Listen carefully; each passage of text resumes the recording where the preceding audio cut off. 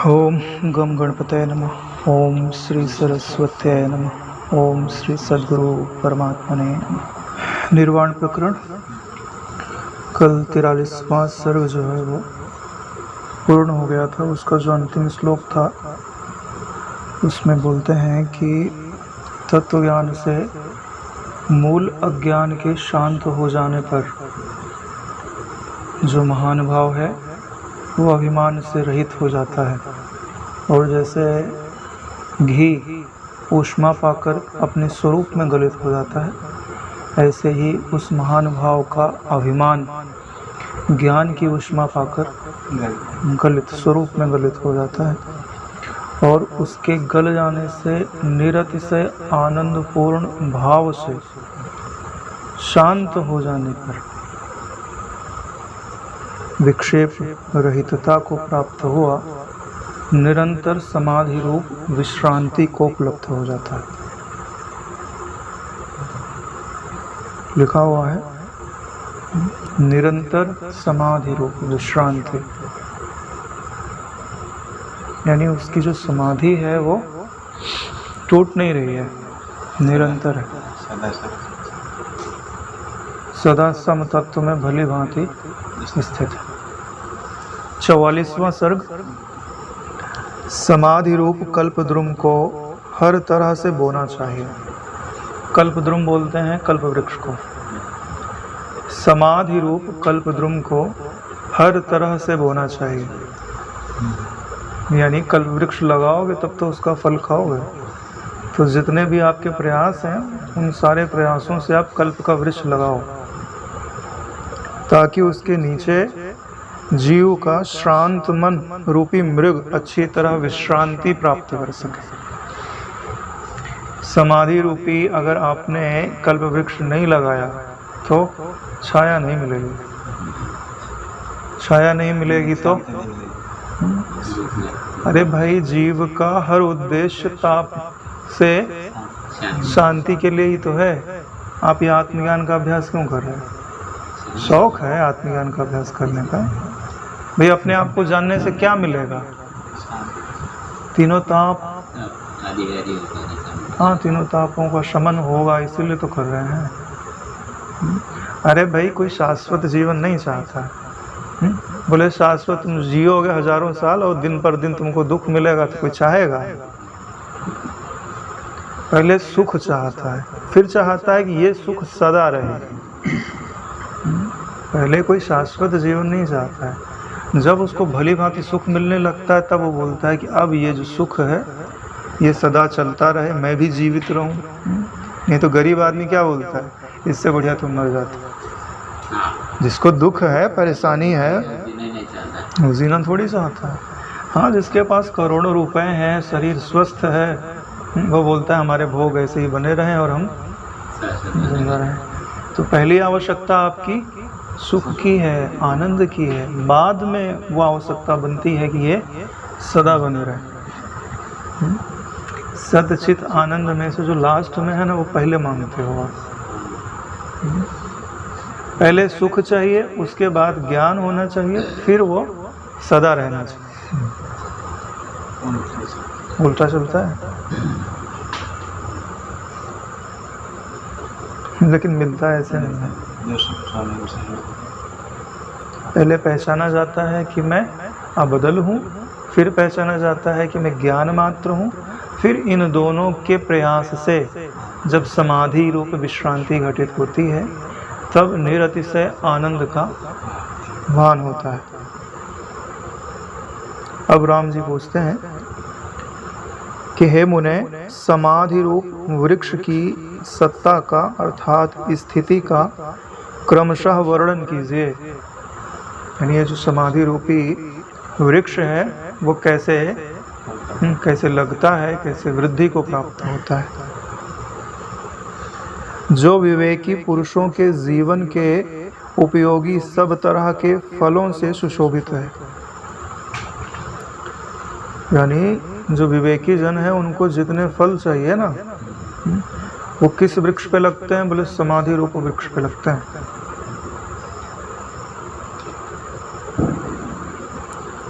तथा जो लता पुष्प आदि से युक्त मन रूपी मृग को विश्रांति प्रदान करने वाले हैं। यानी उसमें लताएं भी हैं, पुष्प भी हैं, फल भी हैं, सब चीज़ों से समृद्ध है, तभी मन रूपी मृग को विश्रांति यानी उसकी छाया में आराम से शीतलता को प्राप्त होकर के विश्राम कर रहा है। अपने मन को विश्रांति के सिवा क्या रुचता है? परिश्रम करने के बाद बोलता है कब ये परिश्रम खत्म हो और आराम मिले। सहज मांग है ये, सबको विश्रांति चाहिए नारायण। जो तपस्वी होता है ना, वो भी विश्रांति ही चाहता है, भले शरीर को तपा रहा है, भले कष्ट नहीं चाहता। वो कष्ट क्यों सह रहा है कि आज कष्ट सहूंगा, बाद में सुख मिलेगा। नहीं तो क्या हमेशा कष्ट में नहीं, तो रावण पूरी जिंदगी तपस्या ही करता है ना। तपस्या उद्देश्य नहीं है, तपस्या से कुछ प्राप्त करना उद्देश्य होता है।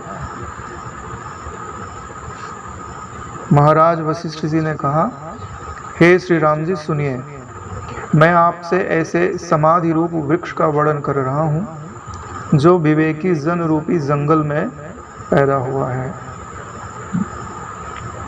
यानी ये जो समाधि रूपी वृक्ष है, बोले पैदा कहाँ होता है? विवेकी जन रूपी जंगल में पैदा हुआ है। यानी विवेक का जंगल होगा तो वहीं समाधि का वृक्ष होगा, जिसकी ऊंचाई अभी भी बढ़ती ही जा रही है। वृक्ष की ऊंचाई भी वैसे भी बढ़ती ही जाती है, कभी रुकता थोड़ी ना। मनुष्य की तरह नहीं है कि 20-25 साल में हाइट बढ़ना बंद हो जाए। वृक्ष जो है जब तक मृत्यु को प्राप्त नहीं होता तब तक उसकी लंबाई बढ़ती है। तो यह जो समाधि रूप वृक्ष है वो दिन प्रतिदिन बढ़ते जाता है, उसकी ऊंचाई अभी भी बढ़ती ही जा रही है। यानी ये वशिष्ठ जी का अनुभव है कि उनकी भी समाधि रूपी जो वृक्ष है वो भी अभी बढ़ते जा रहा है। जो अपने पत्र पुष्प एवं फलों से खूब लदा है, पत्र पुष्प और फलों से खूब लदा है। पत्र क्या काम करते हैं? छाया देते हैं ना। पत्ते होंगे तब तो छाया मिलेगी। छाया का अर्थ होता है शीतलता, जो तापों का शमन करे। पुष्प का अर्थ होता है पुष्प को देखने से मन प्रसन्न हो जाता है, उसकी सुगंध से मन को प्रसन्नता प्राप्त होती है। तो समाधि में जो पुष्प खिलता है वो क्या करता है? मन को प्रसन्न करता है, आनंद देता है। पहला ताप पत्र के रूप में तापों का शमन करता है, पुष्प के रूप में मन को प्रसन्न करता है, फल के रूप में क्या करता है? फल खाने पे क्या होता है? पेट भर जाता है, तृप्ति प्राप्त होती है। पहला हो गया तापों की शांति, फिर चित्त की प्रसन्नता, फिर तृप्ति, आत्म तृप्ति, संतुष्टि। तो इन तीनों से वो जो समाधि रूप वृक्ष है वो खूब लगा हुआ है। ना पत्ते की कमी है, ना पुष्प की कमी है, ना फल की कमी। और जो विवेकी पुरुषों को सब तरह से जीवन प्रदान करने वाला है।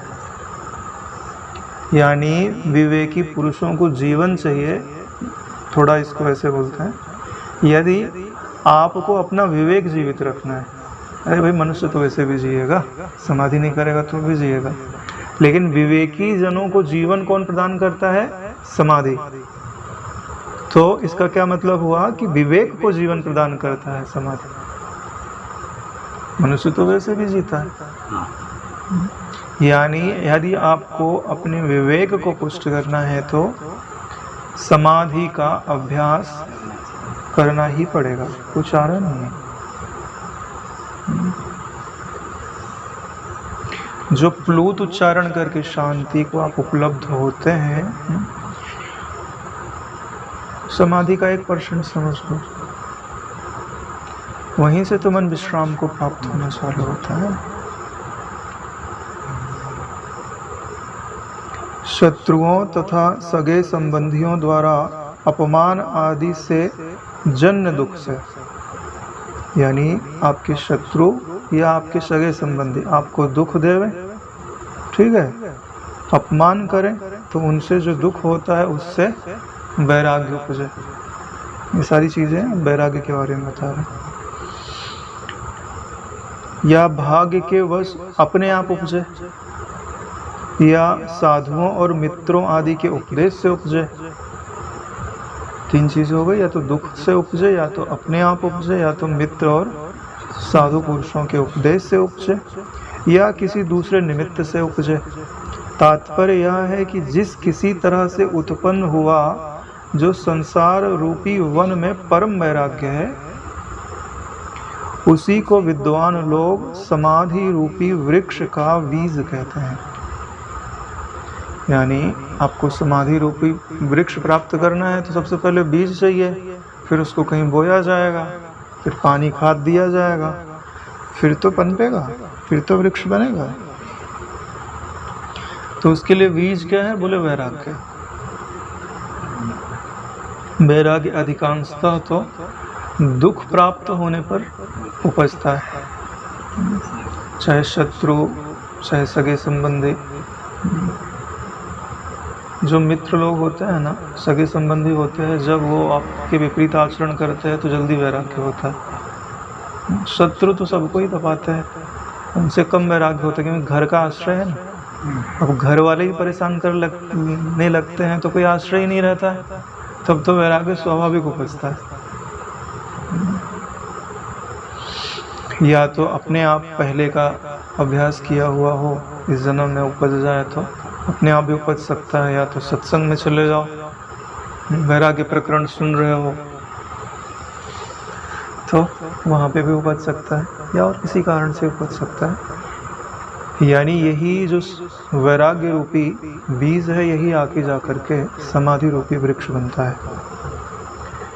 हे रामचंद्र जी, चित्त को ही विद्वान लोग इस बीज का खेत बताते हैं। यानी ये वैराग्य रूपी बीज बोया कहाँ जाएगा? चित्त में ही ना। तो खेत कहाँ हुआ? चित्त हो गया खेत। जो शुभ कर्म समूह रूपी हलों से खूब जोता गया है। जमीन मिल गई चित्त, बीज मिल गया वैराग्य। अब जमीन में ऐसे थोड़े ना बीज बोया जाएगा, उपजाऊ होनी चाहिए, हल से जोता होता हुआ होना चाहिए। तो बोले हल क्या है इसके लिए? तो जो आप शुभ कर्म करते हैं, शुभ कर्मों के समूह रूपी हल से भली भांति जोता गया जो चित्त है, उसी में समाधि रूपी वृक्ष बीज जो है, वैराग्य रूपी बीज डालते हैं, समाधि रूपी वृक्ष बनता है। शांति आदि जल से दिन रात खूब सींचा गया है। जल गया है शांति, जिसे सींचा गया है। और निरंतर बह रहे प्राणायाम रूपी नहर से जो युक्त है। अब बोले पानी कहाँ से आएगा? बोले नहर से आएगा। तो बोले नहर क्या है? बोले प्राणायाम। यानी आप प्राणायाम करोगे तभी शांति आएगी, और तभी आपका चित्त जो है वो नम होगा, तभी उसमें हल चल सकते हैं।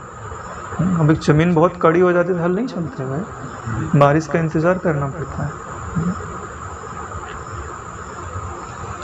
यह संसार का परम वैराग्य रूपी समाधि का बीज विवेकी जन रूपी जंगल में विवेक ज्ञान से परिष्कृत चित्त रूपी भूमि में अपने आप ही जाकर गिरता है। अब बोलो कि भाई बोने की क्या प्रोसेस है? बोले बोने की ज़रूरत नहीं है। अगर ये सब चीज़ें हैं तो वो बीज अपने आप चित्त में जाके गिर जाएगा। नहीं तो कोई प्रक्रिया थोड़ी है, ये कोई प्रक्रिया नहीं है, ये तो दृष्टांत देके समझाया जा रहा है। क्यों? क्योंकि वास्तव में तो जो वैराग्य रूपी बीज है वो चित्त में पहले से ही है, क्योंकि रहेगा कहाँ? चित्त में ही तो रहेगा। बोने की ज़रूरत थोड़ी ना है। लेकिन वो उगेगा कब? जब भली भांति उसको सींचा जाएगा शांति रूपी जल से, और शुभ कर्मों के द्वारा जोता जाएगा, यानी उसको अनुकूलता मिलेगी। अपनी चित्त रूपी भूमि में गिरे हुए वैराग्य रूपी समाधि बीज को बढ़ाने की इच्छा से दृढ़ बुद्धि रखने वाले खेद शून्य पुरुष को निम्नलिखित जलों से प्रयत्न पूर्वक उसे सींचते रहना चाहिए। अब भाई उसको भली भांति सींचेंगे तब तो बढ़ेगा। इसके लिए क्या लिखा हुआ, बोले दृढ़ बुद्धि। दृढ़ बुद्धि का क्या मतलब होता है? दृढ़ निश्चय।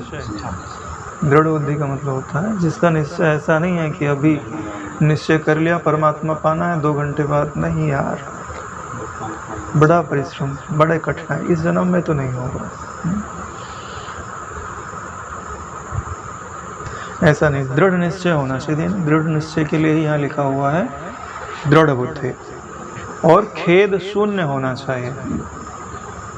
खेद, खेद का क्या मतलब होता है? दुख, टेंशन नहीं। खेद किस कारण होता है कि अगर आपको असफलता मिलने लग जाए, असफलता हो गई तो तुरंत मन में ऐसा उदासी होने लगती है, खेद आने लगता है। तो बोले ऐसा नहीं, खेद शून्य होना चाहिए, यानी समभाव को प्राप्त होना चाहिए। चाहे सुख मिल रहा है चाहे दुख मिल रहा है, धैर्य होना चाहिए। तो बोले अब कौन कौन से जल हैं जिनके द्वारा इनको सींचना पड़ता है? तो कहते हैं सर्वप्रथम बुद्धिमान पुरुष को सज्जनों की संगति रूपी नवीन क्षीर से, तदनंतर शास्त्र रूपी अमृत से उसे सींचना चाहिए। क्षीर का अर्थ क्या होता है? क्षीर, क्षीर सागर में रहते हैं ना भगवान। क्षीर का अर्थ होता है दूध। तो सबसे पहले इसको दूध से सींचना पड़ता है। जैसे कोई मूर्ति आदि होती है उसका अभिषेक किया जाता है, मतलब दूध से, फिर जल से सींचा जाता है। तो ऐसे जो ये बीज है इसको सबसे पहले दूध से नहलाया जाता है। तो बोले दूध क्या है? बोले सज्जनों की संगति। सज्जनों की संगति रूपी नवीन क्षीर से, ऐसा नहीं है कि कई दिनों का दूध रखा हुआ, नया नया दूध है। उसके बाद बोले शास्त्र रूपी अमृत से उसे सींचना चाहिए। उसी से कहते हैं, हे रामचंद्र जी, बुद्धिमान पुरुष को चाहिए कि वह शुद्ध, स्नेह युक्त, पवित्र, मधुर और आत्मा के लिए हितकारक चंद्रमा के अमृत के सदृश सत्संग रूपी नूतन क्षीर से समाधि के बीज को सबसे पहले सींचे। समाधि का बीज यानी वैराग्य को। बिनु सत्संग विवेक न होय, राम कृपा बिनु सुलभ न सोय। और विवेक से ही वैराग्य होता है। इसीलिए सबसे पहला क्या बोला गया है? सज्जनों की संगति। सत्संग रूपी जो नूतन क्षीर है उसी से सबसे पहले सींचना चाहिए। और यह सत्संग कैसा होना चाहिए? बोले शुद्ध, स्नेह युक्त, यानी ईश्वर के प्रेम से युक्त होना चाहिए, पवित्र, मधुर और आत्मा के लिए हितकारक।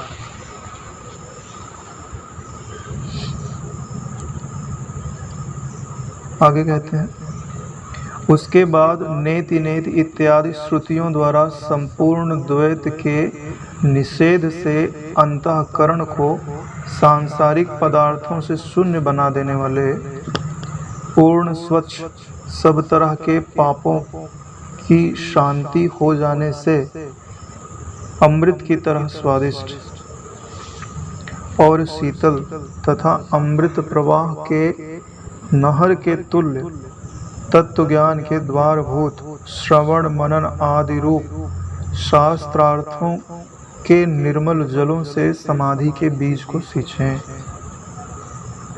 तो बोले दूध से सींचने के बाद अब किससे सींचना है?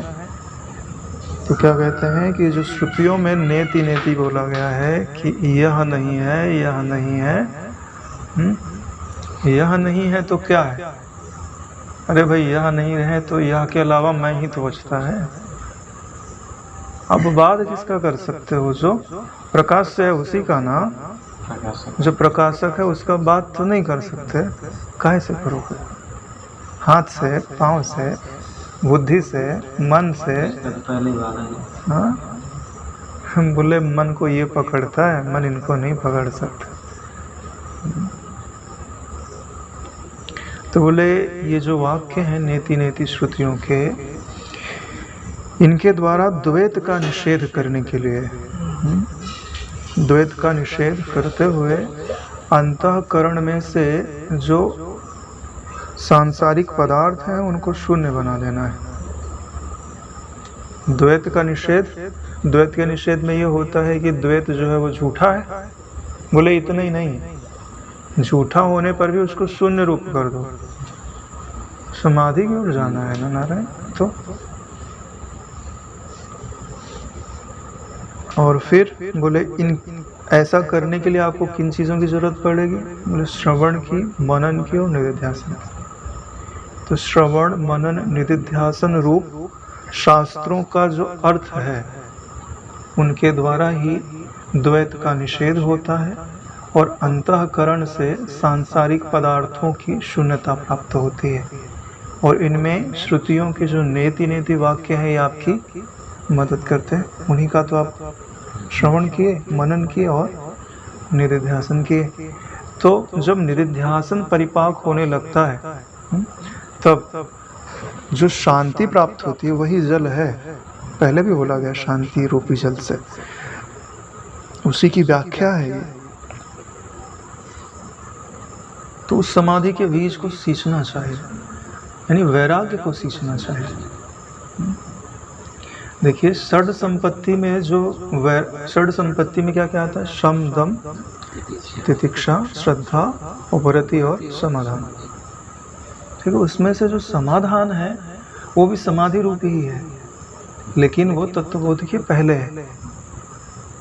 और अभी जो बताया जा रहा है ये तत्वबोध के साथ है, बाद भी नहीं कह सकते, तत्वबोध के साथ। बाद में तो समाधि है या नहीं है कहना नहीं बनता।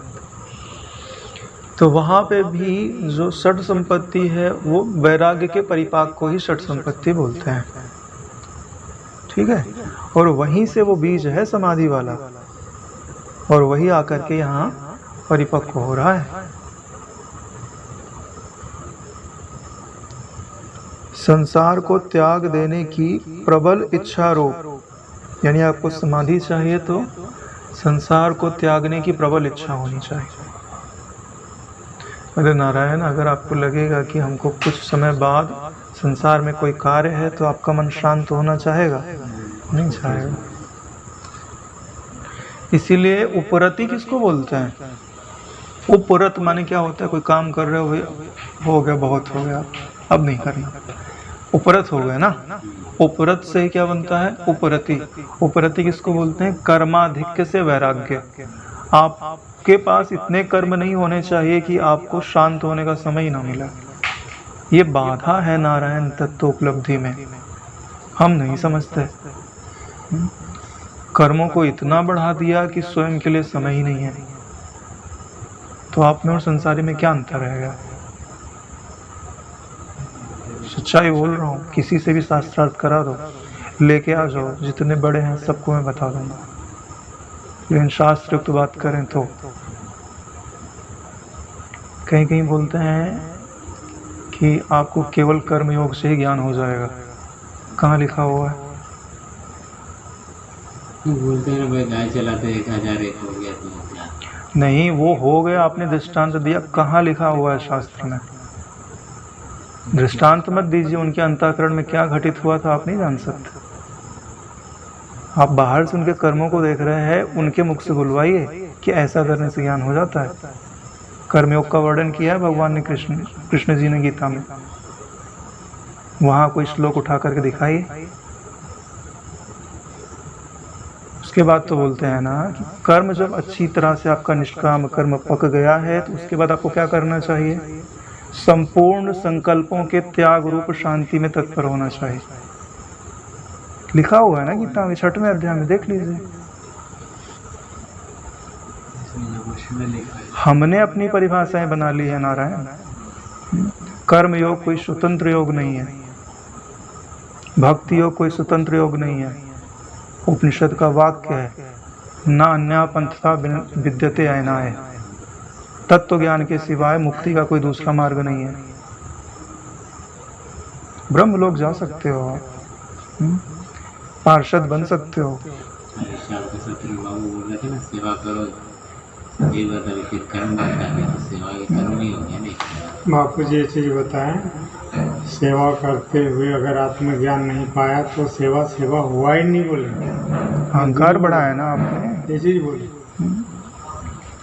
देखिए, सेवा कर रहे हो तो आत्मज्ञान पाने के लिए करो, अगर रुचि नहीं हो रही तो मजदूरी हो रही है। अगर आपका अहंकार बढ़ रहा है तो आप जो भी कार्य कर रहे हैं वो यथार्थ नहीं कर रहे हैं। अरे ये सत्संग बाबू ये बड़ी प्रबल माया है।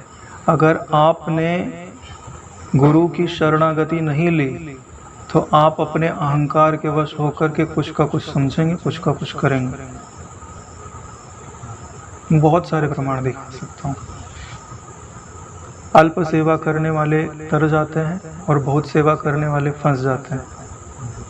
प्रमाण में दिखा सकता हूँ। और ऐसा भी है कि जिन्होंने प्रबल सेवा की है उन्होंने भी मुक्ति पाई है। लेकिन उद्देश्य ये होना चाहिए कि क्या आप अपने कर्तृत्व को जीवित रख रहे हैं कि कर्तृत्व को बाधित कर रहे हैं। सीधा सा गणित है। कर्म वास्तव में जड़ है कि चेतन है? जड़ है ना नारायण। तो कोई जड़ वस्तु जो है वो चेतन की उपलब्धि करा सकती है क्या? हमारे दादा गुरुजी ने बोला हुआ है ना कि 3 चीजें हैं, है ना। आपके घर में गंदगी है, ठीक है, तो वो जो है वो झाड़ू बुहारी से ही दूर होगी। तो सेवा क्या करती है? आपको आपकी इच्छा के अनुसार नहीं विचरने देती, गुरु की इच्छा के अनुसार विचरने देती है ना। तो गंदगी झाड़ू पोछा लगा के साफ कर रही है वो। अंतःकरण की शुद्धि प्राप्त होती है निष्काम कर्म से, तत्वनिष्ठा नहीं प्राप्त होती। आपने कुछ सेवा नहीं की है, जैसे सेवा लोग करके चले गए, न दिन देखा है न रात देखा है। इसके लिए हमने भी की है सेवा, ऐसी नहीं है, और अभी भी कर ही रहे। लेकिन सेवा का मतलब अहंकार का सृजन नहीं है।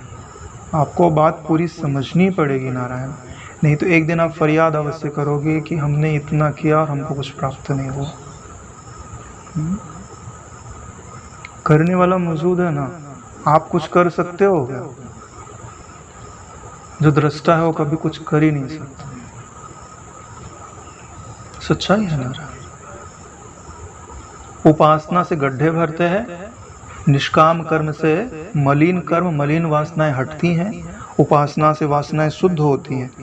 और जो आपके अंदर इन दुर्गुणों के कारण जो कमी आ गई थी, ऊर्जा की, शांति की, इन सब की पूर्ति होती है उपासना के द्वारा, ज्ञान के द्वारा प्रकाश होता है। ज्ञान न झाड़ू लगाएगा न गड्ढे भरेगा, ये भी बात सत्य है। जिसका जो कार्य है वो वही करेगा। यानी जो काम निष्काम कर्म योग करता है, कर्म करता है, वो दूसरा कोई नहीं करेगा। झाड़ू यही लगाएगा, गड्ढा उपासना ही भरेगी, और तत्वज्ञान रोशनी तत्वज्ञान ही करेगा। दादा गुरुजी ने बोला हुआ है। या तो आप उनकी बात नहीं मानते हो, आप चाहते हो कि झाड़ू रोशनी भी कर दे, कैसे हो सकता है? झाड़ू गड्ढे भी भर दे, कैसे हो सकता है? ध्यान करना पड़ेगा कि नहीं करना पड़ेगा? बापू जी कभी शांत भाव को धारण किए हुए हो और संसार उनको न चलाना हो, इसको तब सुनो सच्चाई क्या होती है।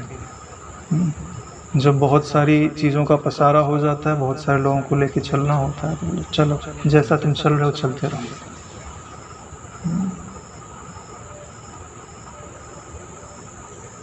सच बता रहे भैया, विचार करके देखिए, नहीं तो कहीं से शास्त्र प्रमाण निकाल के देखिए। हम तो चर्चा के लिए उपलब्ध ही है। मैं अपने विचारों को मैं नहीं मानता कि मेरे जो विचार हैं वो पूर्ण है, लेकिन इतना अवश्य मानता हूँ कि बिना प्रमाण के मैं कोई बात नहीं बोलता। हो सकता है कि मेरे विचारों में कहीं अशुद्धि हो, तो आप अपने विचार रखिए, प्रमाण रखिए, अगर मेरे में कमी होगी तो मैं स्वीकार करो अवश्य कर लूँगा। हनुमान प्रसाद पोद्दार जी थे, जयदयाल गोयंतका जी थे और अखंडानंद जी थे, 3 लोग थे। तो ये दोनों लोग तो भक्ति मार्गी।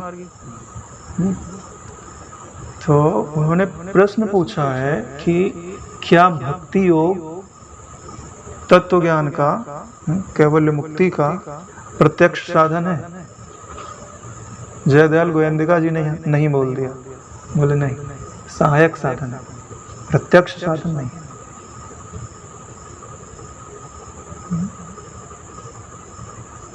अगर प्रत्यक्ष साधन ही होता तो बापूजी क्यों बोलते हैं कि वो महाराज के पास गए जो गणेश जी की आरती उतार रहे थे? हाँ, इतने साल हो गए अभी तक आरती उतार रहे, तो बेचारे भक्ति योग में लगे हुए हैं, हो जाता ज्ञान उनको। सबकी अपनी अपनी, भाई एक थे वो बोलते थे 12 वर्ष इस चक्र पे ध्यान करो, 12 वर्ष इस चक्र पे ध्यान करो, फिर 5वें केंद्र 6वें केंद्र में पहुंचोगे 12-12 साल करते हुए, तब बोध होएगा। कोई कंडीशन थोड़ी ना है इसके लिए। जिसका जो कार्य है उसके लिए वो उचित है, लेकिन उसको ही आपने अगर सर्वस्व मान लिया तो आप धोखे में है नारायण। सब्जी काट ली तो केवल सब्जी से ही सब्जी नहीं बन जाएगी, तेल भी चाहिए, नमक भी चाहिए, मिर्ची भी चाहिए, अग्नि भी चाहिए, सब चीज़ लगेगा बराबर मात्रा में, तब जाके आप जो बनाना चाहते हैं वो बनेगा। कोई अपवाद लेकर मत आ जाइए कि एकाध आदमी को हुआ होगा वैसे जैसा हमको भी हो जाए। उसका देश का अगर आप उनको लेके चलेंगे तो फिर वो करोड़ों में किसी एक को होता है, आपको करोड़ जन्म लेना पड़ेगा तो एकाध जन्म में घटित होगा। जिस माध्यम से सैकड़ों लोगों को हुआ है उस माध्यम में आपकी प्रोबेबिलिटी ज़्यादा है होने की। चलो हो भी जाए तो उतना समर्पण है आपको। उतना समर्पण है क्या? और उस समर्पण का कोई मार्ग भी है आपके पास कि वो कैसे कमाया जाता है? लोग बोलते हैं कि पूर्ण पूरा को प्राप्त हो गया गुरु कृपा से, ऐसे हमको प्राप्त हो जाएगा। ठीक है, अब मैं एक प्रश्न पूछता हूँ, पूर्ण पूरा पात्र था कि अपात्र था? बोलिए तो सही। पात्र था ना, तो पात्रता कमाई होगी ना कि किसी ने दे दिया पात्रता? पात्र था तभी मिला ना, तो पात्रता तो कमाई होगी ना कभी। अपात्र को तो नहीं मिलता ना, और पात्रता ही तो कमा रहे हो आप, सेवा करके, ध्यान करके, जप करके, विचार करके। सीधा सा गणित है ना। हम कहाँ कौन किसी भी नियम का उल्लंघन कर रहे हैं, हम तो बोल रहे हैं ना कि पात्रता तो आपको कमानी ही पड़ेगी नारायण, और कोई रास्ता नहीं है। मंत्री का बेटा भी हो, अगर उसकी योग्यता नहीं है मंत्री पद नहीं दे सकते।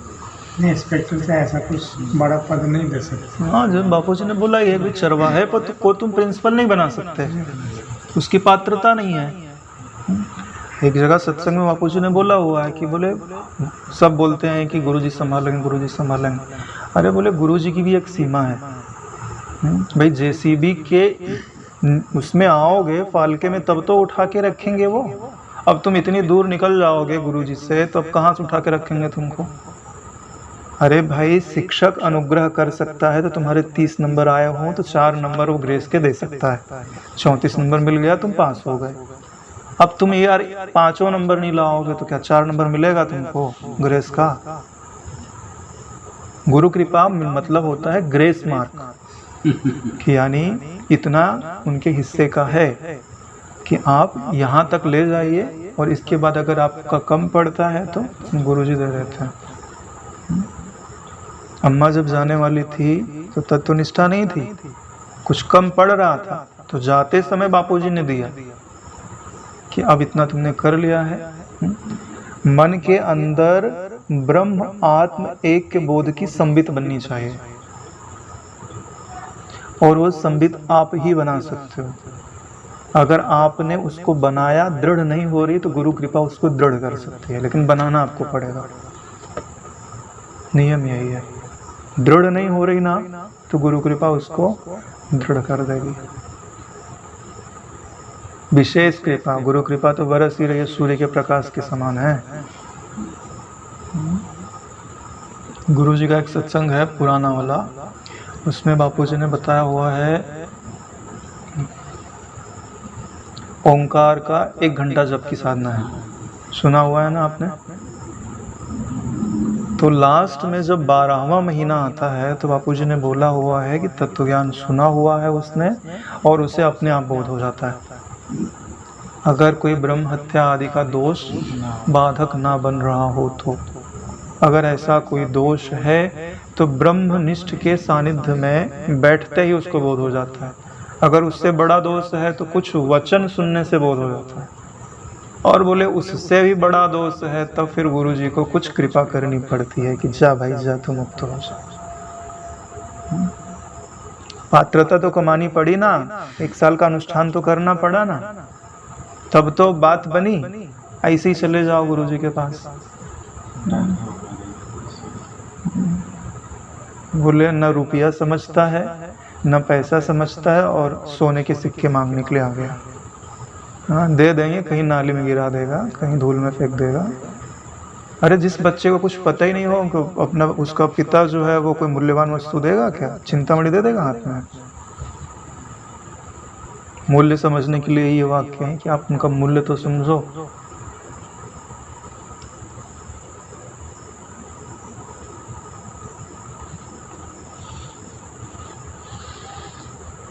इसके लिए कर्म योग तत्व ज्ञान का स्वतंत्र साधन नहीं है, आपके साधन में सहयोग अवश्य करता है। ये बात आप स्वीकार कर लीजिए।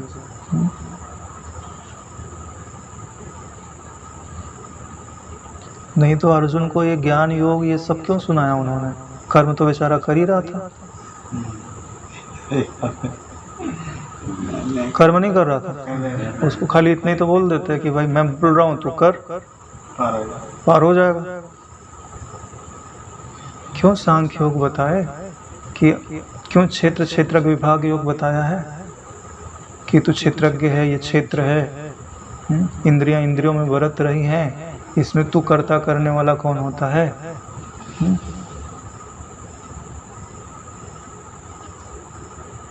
क्यों किया भाई? गीता को आप प्रमाणिक ग्रंथ मानते हो ना, 3 ही चीजें तो प्रमाण मानी जाती हैं प्रस्थान त्रयी में, ब्रह्मसूत्र, श्रीमद् भगवद गीता और उपनिषद। आपने कौन सा नया शास्त्र पढ़ लिया है? अब ठीक से बोल नहीं सकते क्योंकि आजकल लोगों की सुनने की क्षमता भी नहीं रही है। कोई भी बात बोलनी होती है, समझनी होती है तो उसको प्रमाण सहित बोलना और समझना चाहिए। बिना प्रमाण के चलोगे तो फिर मार्ग नहीं मिलने वाला है। नारायण,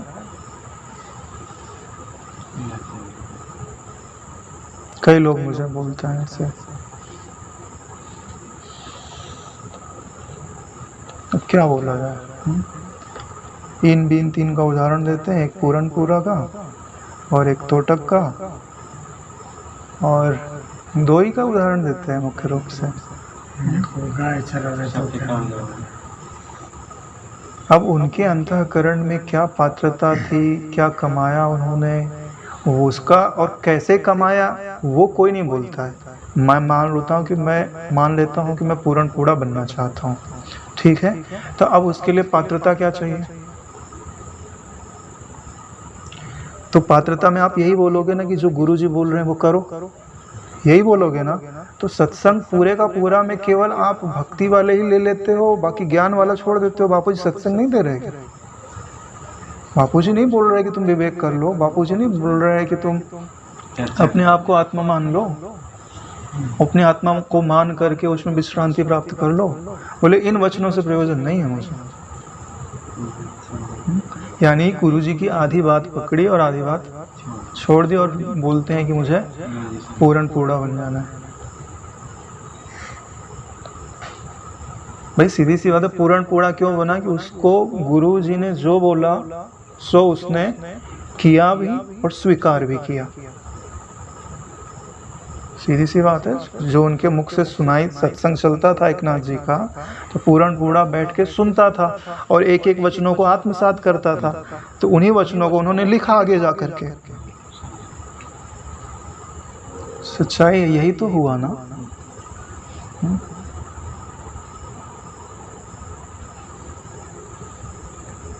और ऐसे लोग जो बोलते हैं ना, और फिर बाद में मेरे को आके बोलते हैं आप योग वशिष्ठ नहीं पढ़ते, आपने बंद कर दिया है, हमको बहुत बढ़िया लगता था। मैंने बोला कि भाई जब हम पढ़ते हैं तब तुम ऐसा दृष्टांत देते हो, जब नहीं पढ़ते हैं तो बोलते हो कि पढ़ते क्यों नहीं हो। हम्म? वही चीज़ें हैं, जब तक आप बुद्धि परिपक्व नहीं होती है ना, तब तक जिसमें आसानी लगती है, इसमें परिश्रम महसूस होता है, वैराग्य करना पड़ता है, विचार करना पड़ता है, हर पल जागृत रहना पड़ता है, तो परिश्रम लगता है। इसके लिए क्या सोचते हैं कि कोई ऐसा साधन मिल जाए जिसमें मनमानी भी चलती रहे, बुद्धि को कोई कसरत ना करनी पड़े, अपने आप को कसना ना पड़े। तो बोले हाँ बस ये जो सेवा मिली है करते रहो, हो जाएगा। कोई चीज़ होती नहीं है, बीज बोओगे आज तो कल फल मिलेगा, अपने आप कुछ नहीं मिलता है। सच्चाई है नारायण। अगर इतने वर्षों से कई लड़कों ने सेवा की है ना, थोड़ा सा डांट के निकाल देते तो बोले देखो तो कुछ नहीं जाना, दुखी होके जाते हैं। तो इसका मतलब तो विचार अपने नहीं किया। सीधी बात है, नहीं तो मान अपमान में सम रहते हैं ना।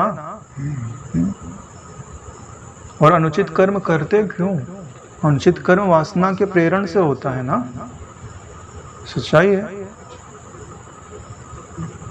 इसके लिए हमें गहराई से समझना चाहिए कि कर्म योग जो है वो कैवल्य मुक्ति का प्रत्यक्ष साधन नहीं है, सहकारी साधन है। और भक्ति योग भी जो है वो कैवल्य मुक्ति का प्रत्यक्ष साधन नहीं है, सहकारी साधन है। और ज्ञान के लिए भी पात्रता की आवश्यकता होती है, और वो पात्रता कर्मयोग कर्म से आती है, निष्काम कर्म से आती है और भक्ति से आती है। यानी ज्ञान भी चाहिए तो ये करने ही पड़ेंगे। क्यों? क्योंकि आपने दुष्ट कर्म किए हैं पहले, तो आप निष्काम कर्म करो। आपने संसार की भावना की है तो आप ईश्वर की, गुरु की, ब्रह्म की भावना करो, करना ही पड़ेगा। ऐसे भी महापुरुष मैंने देखे हैं, महापुरुष मतलब ऐसे भी चर्चा करने वाले देखे हैं जो खाली यही बोलते हैं कि आत्मा और ब्रह्म की एकता को हमने समझ लिया, अब हमको कुछ करने की जरूरत नहीं है।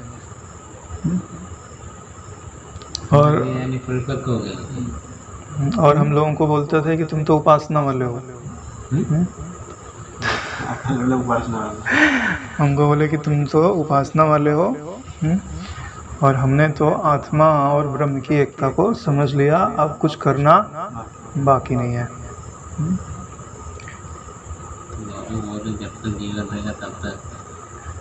देखो दोनों तरह के लोगों की विचारधारा बता दी हमने, तो मध्यम मार्ग पकड़ना चाहिए। ऐसे भी लोगों को बताया हुआ है, अरे जानते हैं ब्रजेश भाई नहीं तो बताते बढ़िया से। और उन्होंने अपनी विचारधारा को इतना प्रबल तरीके से रखा कि बहुत सारे लोग उनकी बात मानते थे। जो मैंने बोला उसको कि बापूजी तो बोलते हैं कि तत्व ज्ञान के द्वारा अगर 3 मिनट के लिए विश्रांति प्राप्त हो जाए तो फिर जन्म मरण से जन्म मरण नहीं होता है, संसार से मुक्ति मिल जाती है, इतना सुख मिल जाता है कि फिर वासना का उपजना संभव नहीं होता है। बोलते मार कई बार बाबू बोले जब तक जीवन रहेगा तब तक तो शास्त्र का और संतों का और क्या बोला, शास्त्र संत गुरु वेदांत से आदर ईश्वरो गुरु वेदांत से यावत जीवे त्रयो बन गए। जब तक जीवन मरण तब तक जो है करना ही चाहिए। क्योंकि जैसे घर में आप झाड़ू नहीं लगाओ तो धूल अवश्य पड़ जाती है, भले आपने सफाई करके रखा हो। ऐसे इतना होता तो फिर बापू वो पढ़ने क्यों बोलते? हर बार प्रसंग में यही बोलते, हमारे लड़के पढ़ते रहते वही सुनते सुनते सो जाता, फिर बापू क्या जो कहते हैं? किसी को तो नहीं जरूरत है मतलब हम लोगों की तो बात अलग है। नहीं बापू जैसे बापू बोलते हैं भाई मेरे को रोज सुनना ही चाहिए, मेरे को पढ़ते हैं, फिर वो करते तो हमको करना क्यों नहीं चाहिए? हमको तो अवश्य करना चाहिए। वो सिद्धांत ही बता रहे हैं, मैं ऐसे चल रहा हूं। तो जैसे कमरे को अगर आप साफ करके भी बंद कर दो तो धूल पड़ जाती है, ऐसे हमारा जो अंतःकरण है, ठीक है, भले हमने इससे अध्यास खत्म कर दिया, साक्षी मात्र तत्व में अपनी मैं को रख करके आत्म उपलब्धि कर ली है। लेकिन जितना आप देखते हो सुनते हो ये इंद्रियों से जुड़ करके ही तो करते हो, तो इनका जुड़ाव जन्म न ले ले।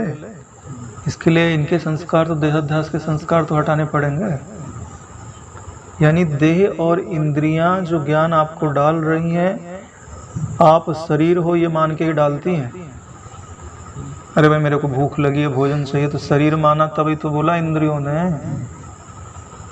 ठंड लग रही है, किसी ने बोल दिया आपको, मतलब अपमान युक्त वचन, दुख होता है तो शरीर मान के ही तो होता है। और ये स्वाभाविक रूप से आएगा, बोध हो जाएगा तो भी आएगा। क्यों? क्योंकि अगर ये हट गए तो आपका शरीर जीवित नहीं रह सकता। शरीर के निर्वाह के लिए इन चीज़ों की आवश्यकता है। इसीलिए जो प्रकृति ने दो मैं बनाया हुआ है, एक मैं है काल्पनिक मैं और एक मैं है व्यवस्थापक मैं। आप सो जाते हो तो रक्त दौड़ता है कि नहीं दौड़ता है? कौन दौड़ाता है? व्यवस्थापक मैं दौड़ाता है। जब तक आपका जीवन है तब तक उस शरीर को जीवित रखने के लिए प्रदत्त किया हुआ है। भोजन अपने आप पचता है, उसका नियंत्रण करने वाला जागृत रहता है। आप सो जाते तो भी वो जगते रहता है। ना इससे बंधन है ना इससे मुक्ति है। एक है काल्पनिक मैं, ये जो व्यवस्थापक मैं है इसका भी अहंकार वो ओढ़ लेता है। खाता ये शरीर है, व्यवस्थापक मैं, हाथ तोड़ा खाया, वो बोलता है मैंने खाया। किया तो व्यवस्थापक मैंने। अभी बोलने के लिए मैं सोच थोड़ी ना रहा हूं कि जीव इधर टकराए तो ये शब्द निकले। टकरा रहे वो शब्द निकल रहे।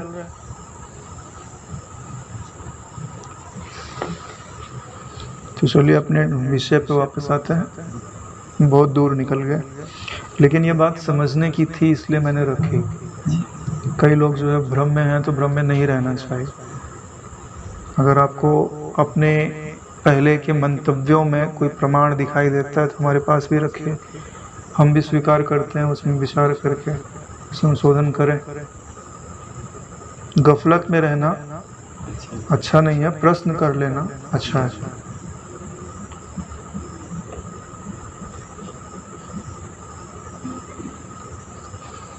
क्योंकि अपनी संस्कृति में प्रश्न करने का अधिकार है, दूसरी संस्कृतियों में नहीं है। जो बोला जाता है, हाँ मुसलमान धर्म में तुम प्रश्न नहीं कर सकते। ना नहीं करना, उसमें ऐसा है जो बोला सुन लेने का, प्रश्न नहीं कर सकते।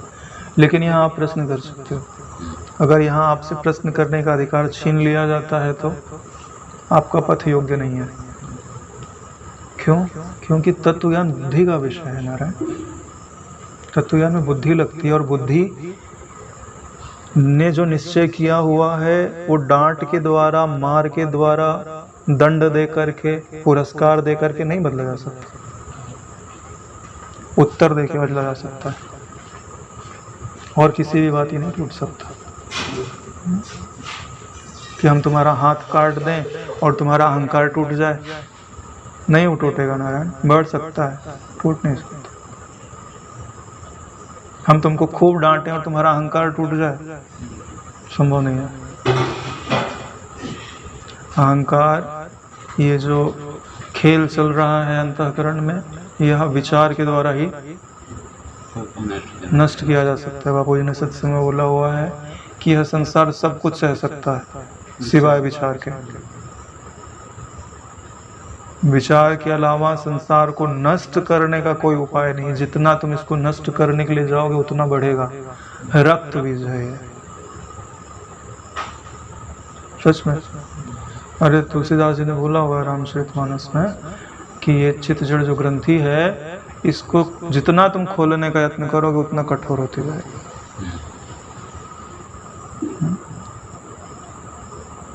ऐसे नहीं है नारायण। बड़ी सूक्ष्मता लगती है, बड़ी गुरु कृपा लगती है, बड़ी भक्ति लगती है, बड़े शुभ कर्म लगता है। सारी चीजें ऊपर कही गई है। हम अपने मन से नहीं बोल रहे नारायण, हम बिना प्रमाण के नहीं बोलते।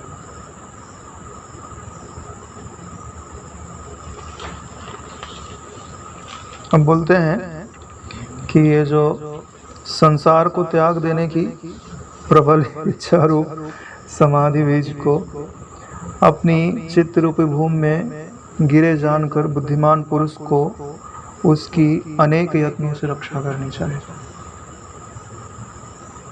यानी जो बीज गिरा है, वैराग्य रूपी बीज गिरा है, तो कोई पक्षी आके खा जाए तो किसी भी भांति नष्ट हो जाए तो बोले नहीं, अगर वैराग्य तुम्हारे चित्त के अंदर उपजा हुआ है, बीज रूपी डाला हुआ है, तो उसकी प्रयत्न पूर्वक रक्षा करनी चाहिए। ओम सहनावतु सहनो भुनक्तु सह वीर्यं करवावहै तेजस्विनावधीतमस्तु मा विद्विषावहै। ओम शांति शांति शांति। श्री सद्गुरुदेव भगवान की जय। नारायण।